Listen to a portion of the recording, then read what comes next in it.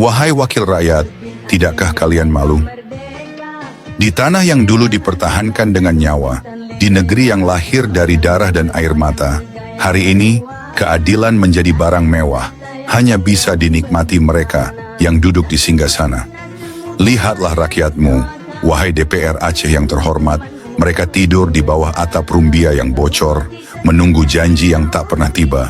Sementara kalian bernaung di balik gedung megah, bersandar di kursi empuk harga miliaran rupiah. Kalian berbicara tentang kesejahteraan, tapi mobil kalian lebih mewah dari impian rakyat. Kalian berdiskusi tentang penghematan, tapi anggaran kalian mengalir deras untuk kenikmatan sendiri. Kalian menggelontorkan miliaran untuk ruang kerja yang nyaman, sementara rakyat kalian menggigil dalam dingin dan lapar. Wahai wakil rakyat, di mana hati kalian saat rakyat menangis? Di mana malu kalian saat rakyat meminta bantuan? Namun yang kalian sodorkan hanya pidato kosong dan angka di atas kertas? Aceh bukan hanya tentang bangunan tinggi dan karpet merah di gedung dewan.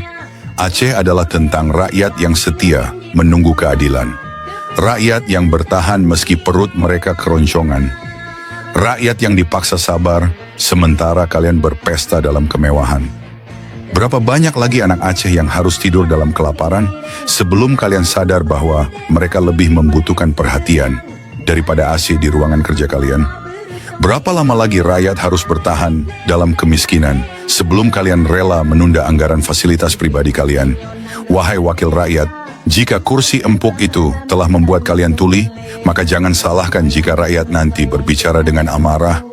Jika kemewahan itu telah membuat kalian lupa daratan, maka bersiaplah, karena badai rakyat tak akan pernah bisa dihentikan.